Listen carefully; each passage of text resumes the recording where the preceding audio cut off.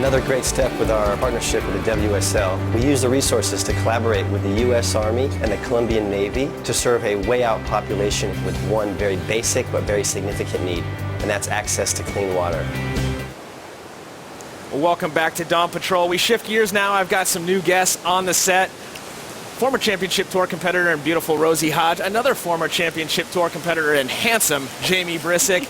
Jamie, you've been working with Waves for Water. First and foremost, good morning and welcome. Good morning and great to see you. Good to see you as well, Jamie. You've been working with Waves for Water now for quite a while. What have you been up to? Well, I've done 3 trips, Lebanon, Mexico, and Colombia.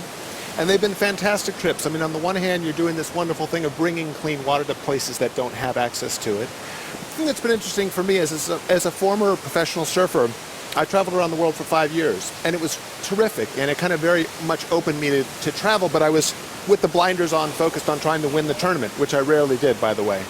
Doing this, you kind of immerse yourself in the culture in a way that's fantastic. You get down with the locals, so to speak, and you learn socioeconomics of the various countries that you visit, so it's great. It's really great. Well, you don't always give back. You also recently, you've been writing for about 20 years now, and recently actually wrote a book, Westerly Windina, formerly known as Peter Druin. Talk to us a little bit about that story. Fascinating story. So in 2008, Peter Druin, who was a visionary and a great surfer from Australia, came out on national television in Australia saying that Peter is gone and I am now Westerly Windina, living as a woman.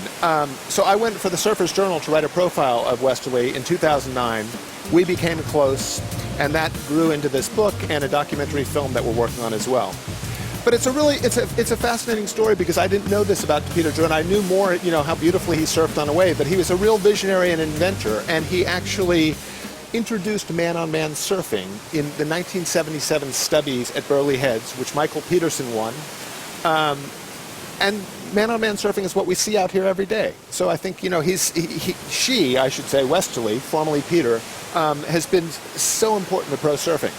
Well, I also feel like, you see Peter, he's a competitive surfer. You know the emotional roller coaster that you get to go on as a competitive surfer, and you get to see this person take this other transformation. So for yourself, just seeing that and being at the forefront of watching someone emotionally become who they are. So, for your journey to write this book, just tell us a little bit about, what that took for you to really see that perspective of someone on that knife edge of becoming something else. No, you raise a really good point. I mean, I think one of the things that's interesting about being a competitive, high-level athlete is that you're digging deep into yourself. Mm-hmm. I mean, you're getting in touch with yourself in a way that people who are less competitive with themselves don't know.